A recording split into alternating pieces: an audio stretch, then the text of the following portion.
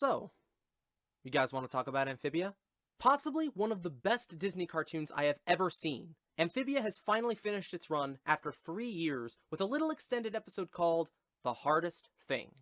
True to its name, this episode was insanely hard on my soul. I cried, I laughed, I cried some more. I mean, not even Avengers Endgame made me cry this hard.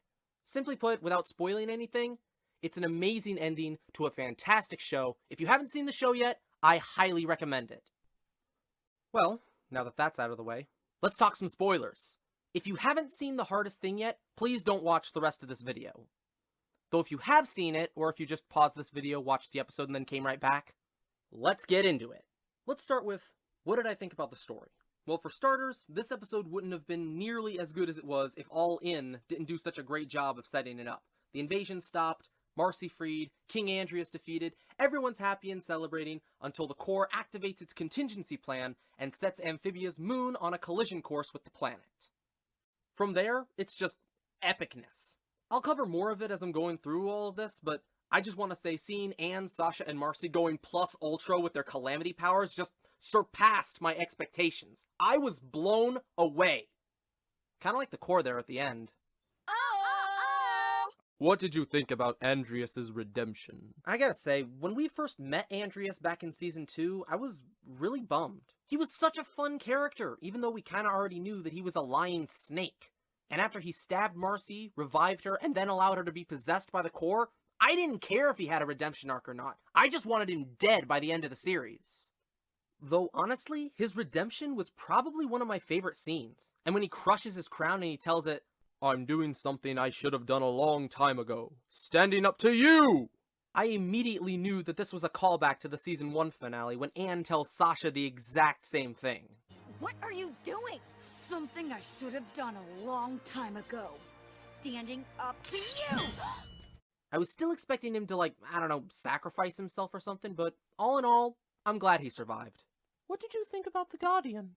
Okay, that scene was pretty bonkers. After Anne basically dies defeating the Corps, she wakes up in this weird astral Super Mario Galaxy-esque realm where she meets this cosmic deity who apparently is the creator of the stones and wants her to replace it as the guardian of the cosmos. It kinda reminded me of Ignitus and the Chronicler at the end of the Legend of Spyro trilogy. I thought the whole idea was a little far-fetched, but in a good way. Anne doesn't accept the position anyway, so she's alive again. Yay! At least for another 78 years. Wait, are you saying that in 78 years I'm gonna... What did you think about the bacon pie? Simply put...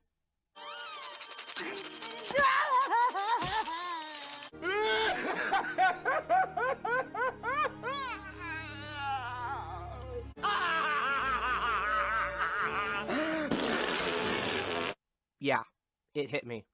Hard.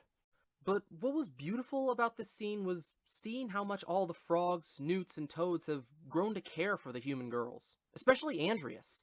In spite of everything he did, he and Marcy still care for each other. And the subtle goodbyes they exchange prove it. Sasha's farewell to Grime was way more comical than I would have made it, but I guess that's just right up their alley.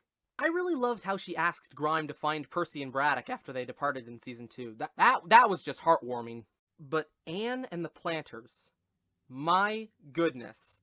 That was the avalanche of emotion I never thought I would ever experience in a TVY7 cartoon. I'm not even going to go into it because I'm afraid I might cry again if I do. So I'll just say this. Spran against the world. Forever. Now let's talk about that epilogue. What about Gardener Andrias? That was just beautiful. Seeing Andrias working the soil like Leaf and using Barrel's warhammer as a cane. After 1,000 years, it just shows how much he still loves his old friends. I loved that.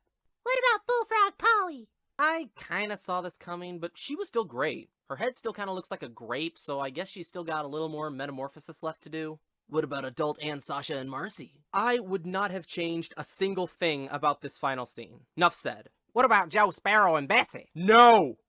Get that freaking shellbird thing out of my face. That was just way too weird. Are you satisfied with the finished product? Honestly, yes. This may be the first Disney show I've seen since Phineas and Ferb that has me completely 100% satisfied. Gravity Falls was satisfying, though it still left the door open for more potential stories. Star vs. the Forces of Evil and Big Hero 6 both kinda ended on a bad note. DuckTales was alright. Wander Over Yonder was fine. Star Wars never ends, so it'll never satisfy me. But yeah, Amphibia's ending was satisfying. Matt Brawley told the story he wanted to tell, left no loose ends, and made us all cry like babies in the process. So thank you for that, Matt. I mean it. Thank you. So much. So yeah, those are my thoughts. The show might be over, but I have very little doubt that the fanbase is going anywhere. I'll be hyped to see what Tomoda Sauce brings us in his abridged series. And I'll probably make some more funny edits like, I like big butts and I cannot lie. You other brothers can't deny. Well, that was a mistake. Thank you all so much for watching. Be sure to like, comment, subscribe, and share this video with your friends. I'll see you all next time.